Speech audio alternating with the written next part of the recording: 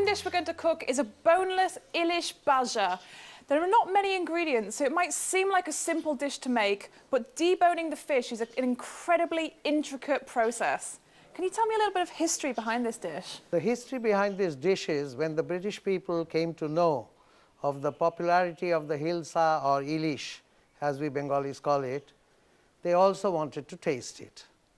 And they didn't know how to manage the bones. So they used their own special chefs to learn a process to debone it. That's the most interesting part of this particular item. It's not available in most restaurants in Calcutta, but a boneless Ilish bhaja, as you said, is an absolute special delicacy for people who can't tackle bones. Would these chefs specifically just work on the fish? These British special chefs, they learned the deboning process and served it out to the Britishers, and they made this item popular about 200 years ago. This item is now available only in some special clubs and very select restaurants in Calcutta. I introduce you to our chef, Abhimanyu Sen, who has learned this process through his special training at our company, and he is now going to show us the process of deboning the fish and then making it. Sounds good. The first part of this process is to take the head and the bones and the tail out and fillet the fish. This is not a full deboning process. The deboning process is a two-way process. Now, after this fillet is made, then we marinate it with turmeric and salt. So here goes the fish. There we go. And you said it's the turmeric first for the marination. It's the turmeric and the salt, one after the other. So why is this fish so important in Bengali history? history? This fish is absolute exotic. The distinct taste of this fish has made it perhaps the most popular fish in both sides of Bengal. This fish is mostly available in two rivers of both sides of Bengal, the Padma and the Ganga.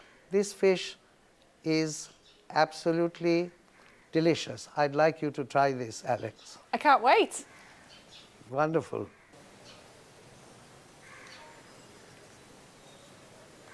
That's all. It's a very simple preparation, and we shallow fry this, and then he has to debone it. So do you think a lot of people in the home... The first process of deboning was the head and the tail and the bone, the central bone. The second process is to debone all the little pieces of bones which are inside the fish. So do you think the people in the homes are skilled at deboning or not? No, no one is skilled at deboning this except a very select few. The deboning process is a two-way process. You know, we first showed you how the head and the tail and the bones were removed. The second part is that most Bengalis are adept at having this fish with the bone. But this was specially made by people for the British. So that's why you're making it for me today then? Yes, Alex, and I hope you like it. Oh, I'm sure I will. So we're ready now to shallow fry it? Yes, please. And is this always fried in the mustard oil? As I told you earlier, mustard oil is the standard ingredient for frying fish, and Bengalis use it a lot. Okay. Recent information says that it's almost as good as olive oil. So we're going to be putting the head in as well as the Yeah, fillets. we'll be putting the head in, and that's only for a little bit of garnishing. Now I'm ready to add the head and the tail of the fish.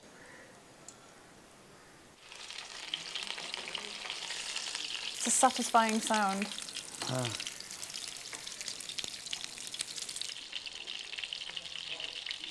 So do you serve this dish in your restaurant?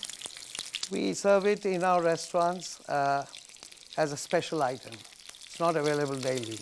And is it popular? It's very popular because most of the Indians, not Bengalis, who walk into our restaurant and want to have the Ilish, they like to try the boneless one as well.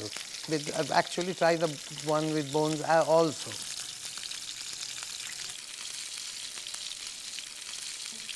So we ready for the fillet now? Yes, now the fillets will come in. There are two fillets. This is for both sides of the fish. And these will be shallow fried.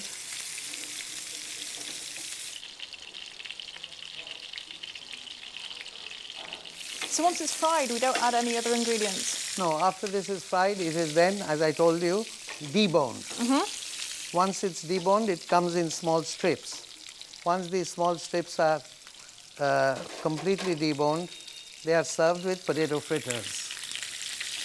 Indian fish and chips? Yes. Or Bengali and they fish and could chips? be, not to make the process elaborate, they could be served in long strips. But what we are going to show you today is we are going to reconstruct the fish as a whole and add some potato fritters around it and put it on a plate. Brilliant. So we'll remove the head and the tail now. Yes, we remove the head and the tail and place it on a banana leaf. As I told you earlier, this is not to be eaten, this is just to be garnished.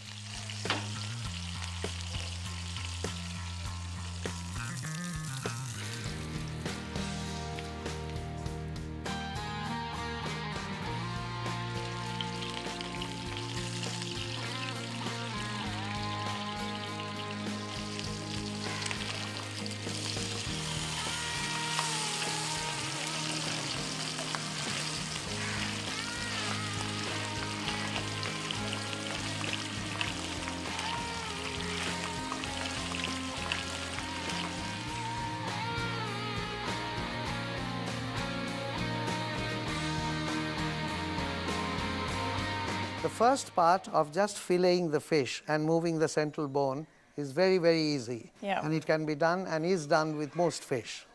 By anyone? This deboning process is the most interesting part. And this actually removes the bones from the hilsa. This is the most important part of the deboning process. And this hilsa is going to be boneless now. And this is exactly what the Britishers were looking for. And now you will be served this boneless hilsa bhaja So on a platter. So we're just going to wait for him to debone the fish the second time, and then we're going to serve it up with some potato fritters, and then I get to try it. That's it. Great.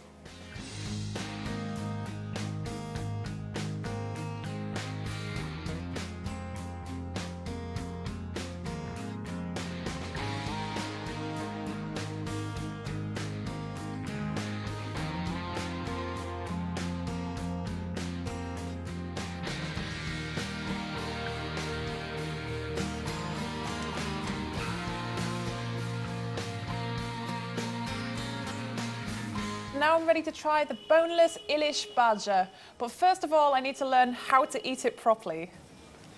This boneless Ilish bhaja has been cut into small strips for you to have easily. I'll just serve it out to you in these small strips.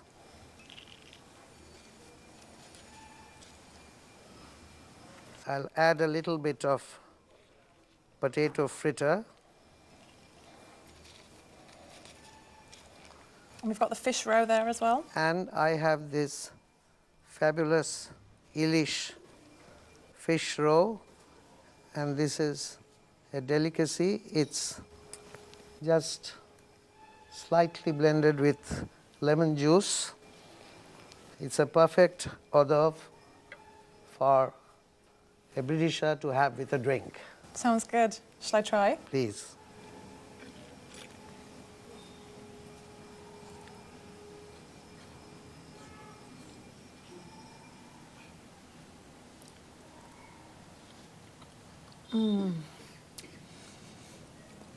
That is definitely worth the preparation time.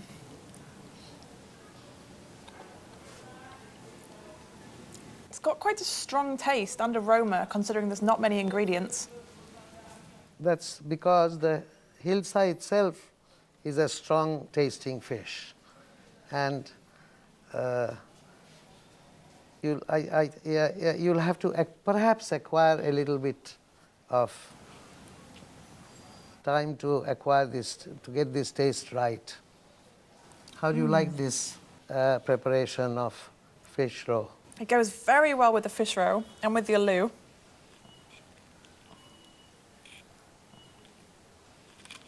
It's a little bit oily.